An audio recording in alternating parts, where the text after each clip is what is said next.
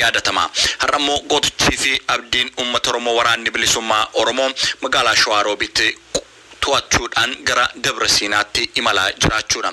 Dhimma kana ilaalchisuutiin jiraattonnii fi kanneen qooda fudhatan maal jedhu kan qindeeffannedha kan qabannee isiniif dhiyaanne haga xumura sagantaa keenyaatti nu wajjin tura. Qophii kana immoo qindeessee kan isiniif dhiyeessu Arraajii Guddataa ogeeyyiin teeknikaa Keelloo Miidiyaas nu wajjin jiru. Haga xumuraatti nu wajjin tura.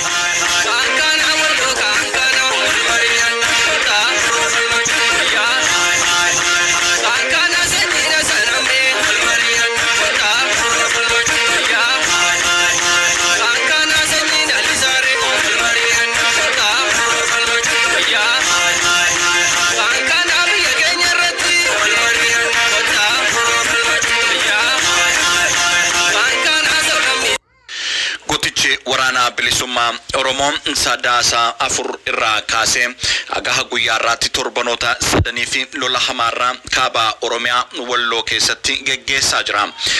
Kanaanis aanaalee godinicha keessatti argaman hundumaa to'achuudha kan jiraattonni dubbatan.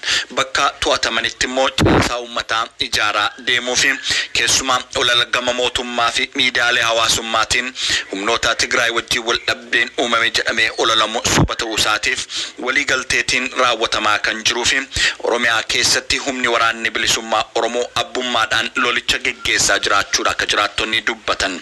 Kana malees immoo guyyaarraa kana naannoo Amaaraatti kan argamu magaalaa Shawaarobitiin to'achuu fi gara Dabra Siinaatti imala qaama Finfinneetti jedhamu kan ta'e geggeessaa jiraachuudha kan dubbatan. Keessumaa jiraattonni magaalaa Shawaarobit bakka uummanni Oromoo ambulaansii irraa bu'ee qalame dhaabbachuun yaadannoo taasisuun guma ummata keenya bilisummaa Oromoon argamsiisna jedhanii ummata wajjin marii taasisuudha kan jiraattonni dubbatan.